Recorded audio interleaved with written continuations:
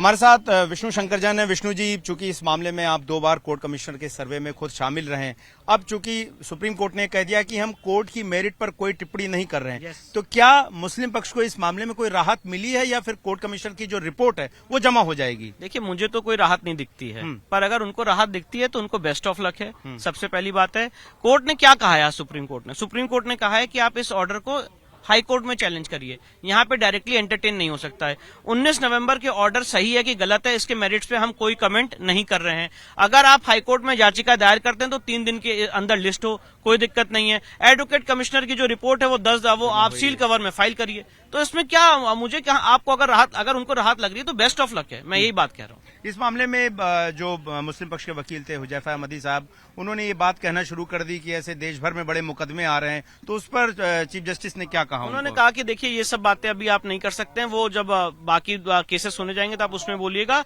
आज हम इस केस के मेरिट्स पे कोई बात नहीं कह रहे हैं। चलिए, तो कुल मिलाकर केस की मेरिट पर कोई असर नहीं, केस की मेरिट पर कोई टिप्पणी नहीं, और इस मामले में जो कोर्ट कमिश्नर की रिपोर्ट है वो भी जो है चंदौसी की अदालत में जमा होगी। सिर्फ मुकदमे का जो ट्रायल है वो तब तक रुका रहेगा जब तक कि मुस्लिम पक्ष इस मामले में हाई कोर्ट में याचिका दाखिल नहीं कर देता और वहां पर सुनवाई नहीं शुरू हो जाती है। तो कुल मिलाकर कोई मुस्लिम पक्ष को बहुत ज्यादा बड़ी जीत हासिल नहीं हो पाई है, क्योंकि उन्होंने इस मामले को सेट असाइड, यानी कि इस मामले को पूरी तरह से निरस्त करने की और निचली अदालत की कार्रवाई को खत्म करने की मांग की थी, जैसा कि सुप्रीम कोर्ट ने नहीं कहा। और सुप्रीम कोर्ट ने इस चीज को लेकर भी सवाल खड़े किए कि आखिर सिविल जज सीनियर डिवीजन के फैसले को आप सीधे सुप्रीम कोर्ट में कैसे चुनौती दे सकते हैं, क्योंकि बीच में हाई कोर्ट भी एक लीगल फोरम है जहां पर मुस्लिम पक्ष अपनी याचिका दाखिल कर सकता था। जी, क्या अब निचली अदालत के फैसले पर जो या सर्वे रिपोर्ट जमा करने पर भी रोक लगा दी है? सुप्रीम कोर्ट ने आज क्या कहा?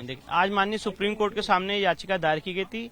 ऑनरेबल सुप्रीम कोर्ट ने ये कहा, सबसे पहले ऑनरेबल सुप्रीम कोर्ट ने चिंता जताई कि वहां पे पीस और हार्मनी मेंटेन रहे, और स्टेट ऑफ यूपी की तरफ से जो काउंसिल प्रेजेंट, उन्होंने कहा कि हम सारी कोशिश और हम पूरा दायित्व है पीस और हार्मनी मेंटेन करने का। इसके बाद माननीय सुप्रीम कोर्ट ने जो मस्जिद कमेटी थी जिन्होंने SLP दायर की थी, उनको कहा कि आप इस ऑर्डर को हाई कोर्ट में चैलेंज कर सकते हैं, और हाई कोर्ट में जाने का उनको एक लिबर्टी दी है। साथ ही साथ ऑनरेबल सुप्रीम कोर्ट ने यह भी कहा है कि 3 दिन के अंदर अगर आप हाईकोर्ट में याचिका दायर करते हैं तो मामला हाईकोर्ट के सामने लिस्ट किया जाए और हाईकोर्ट के फर्दर डायरेक्शंस तक के लिए वेट किया जाए, और तब तक के लिए ट्रायल कोर्ट की प्रोसीडिंग रुकी रहेगी जब तक हाईकोर्ट अपना निर्देश नहीं दे देता है। और ये मामला अभी ट्रायल कोर्ट में 8 जनवरी को लगा हुआ है। साथ ही साथ ऑनरेबल सुप्रीम कोर्ट ने यह भी निर्देश दिया है कि जो एडवोकेट कमिश्नर महोदय हैं वो अपनी रिपोर्ट सील कवर में दाखिल करेंगे। तो क्या मतलब निकाला जाए कि ट्रायल कोर्ट की प्रोसीडिंग पर एक तरह से स्टे हो गया है? नहीं, ट्रायल कोर्ट की प्रोसीडिंग पे अभी एक लिमिटेड स्टे है, जब तक ऑनरेबल इलाहाबाद हाईकोर्ट ये अप्रोच नहीं करते हैं। और जब ऑनरेबल इलाहाबाद हाईकोर्ट अप्रोच करेंगे और मैटर ऑनरेबल हाईकोर्ट में लिस्ट हो जाएगा तो ऑनरेबल इलाहाबाद हाईकोर्ट डिसाइड करेगी कि ट्रायल कोर्ट की प्रोसीडिंग स्टे रहनी कि नहीं रहनी है।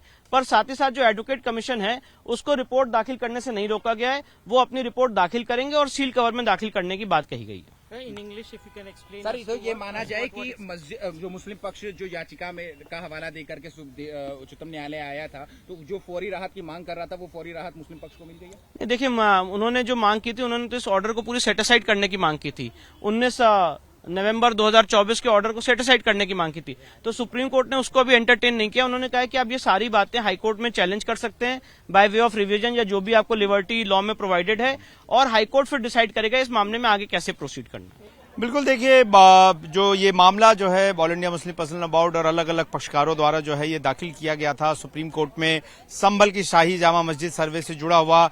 इस मामले में जब सुनवाई शुरू हुई तो कोर्ट को जानकारी दी गई कि इसमें अगली डेट जो है 8 जनवरी की सिविल जज सीनियर डिवीजन चंदौसी कोर्ट में लग चुकी है। सुप्रीम कोर्ट ने साफ कर दिया है कि इस मामले में निचली अदालत यानी कि जो सिविल जज सीनियर डिवीजन चंदौसी की जो कोर्ट है वो कोई एक्शन नहीं लेगी। अब देखिए, इस मामले में जो है वो सर्वे हो चुका है, सिर्फ सर्वे रिपोर्ट तैयार होनी है, तो ऐसे में सर्वे रिपोर्ट भी जमा होगी या नहीं होगी ये देखने वाली बात होगी, क्योंकि अब इस मामले में सुप्रीम कोर्ट ने कह दिया है कि मुस्लिम पक्ष पहले एप्रोप्रिएट कोर्ट जाकर, यानी कि या तो सेशन कोर्ट जाकर या हाई कोर्ट जाकर जो चंदौसी कोर्ट का जो फैसला है उसको चुनौती देगा और उसके हिसाब से ही इस मामले में कार्रवाई होगी। चूंकि इस मामले में 8 जनवरी की डेट जो है वहां निचली अदालत में लगी हुई है, इस नाते सुप्रीम कोर्ट ने इस मामले में तब तक के लिए रोक लगा दी है जब तक कि इसमें मुस्लिम पक्ष कोई अपनी अपनी तरफ से अपना पक्ष नहीं रख देता या इस फैसले को चुनौती नहीं दे देता है। तो कुल मिलाकर अभी सर्वे रिपोर्ट जो है वो जमा नहीं होगी,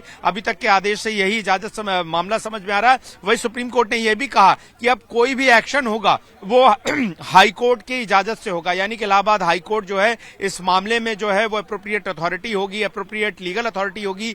देखिए 3-4 बहुत अहम बात हुई। पहली तो सुप्रीम कोर्ट ने कहा, जो डिस्ट्रिक्ट एडमिनिस्ट्रेशन को रिप्रेजेंट कर रहे थे एडवोकेट, उनसे कहा कि पीस और हार्मनी मेंटेन रहना चाहिए, मतलब अमन और शांति मेंटेन रहे। दूसरी बात ये कही कि अगर आपको 19 नवंबर 2024 का ऑर्डर आप चैलेंज कर रहे हैं, अपील फाइल कर रहे हैं हाई कोर्ट में, तो वो अपील 3 दिन के अंदर हाई कोर्ट में लिस्ट हो, एक बात। और दूसरी बात, जब तक वो अपील की सुनवाई नहीं होगी हाई कोर्ट में, तब तक निचली अदालत में, सिविल जज की कोर्ट में, संभल में जो सूट है वो आगे प्रोसीड नहीं करेगा, वो स्टे हो गया, स्टे ऑफ प्रोसीडिंग हो गया। और तीसरी बात उन्होंने अहम ये कही कि अगर कोई एडवोकेट कमिश्नर की रिपोर्ट है, सर्वे रिपोर्ट, उसको सील कवर में रखा जाएगा और उसको सील रखा जाएगा। तो ये 3-4 बहुत अहम बातें कही हैं। मैं समझता हूं कि बहुत अच्छा फैसला है सुप्रीम कोर्ट का, पूरे मुल्क के लिए और अमन और शांति को मेंटेन करने के लिए बहुत अच्छा फैसला है। Can now today the supreme court has delivered a very, very significant order. There are 3-4 very important points. The first one is that the Honorable Supreme Court directed that the peace and harmony in the place district Sambal be maintained. It has given directions to the district administration specifically to maintain peace and harmony in the district. Second important direction which the Supreme Court has given is that the suit which is pending before the trial court of the civil judge Sambal has to, it has been stayed. It will not be proceeded. The trial judge will not proceed with the suit till the time the Jama Masjid committee approached the High Court challenging the order of 19th of November 2024, and High Court has to hear the appeal hopefully within 3 days when it is being filed before the High Court. Fourth important point the Supreme Court has given the direction is that if any report which has been prepared by the Advocate Commissioner who has done the survey will be kept in a sealed cover. These are 4 very important points. ये माननीय सर्वोच्च न्यायालय, हम लोग इसी उम्मीद से गए थे कि वहां से हमें फैसला मिलेगा। हमने SLP डाली थी और अल्लाह का शुक्र है माननीय सर्वोच्च न्यायालय ने उसको मंजूर करते हुए उस पर जो जजमेंट दिया है वो काबिले तारीफ है। अगली डेट तक जो 6 जनवरी लगाई है उस पर रोक लगा दी है सर्वोच्च न्यायालय ने, और उसके साथ साथ जो रिपोर्ट है उसको बंद लिफाफे में रखने के लिए कहा गया है। उसके साथ साथ जो प्रशासन है उसको हिदायत की है कि वो न्यूट्रल रहे।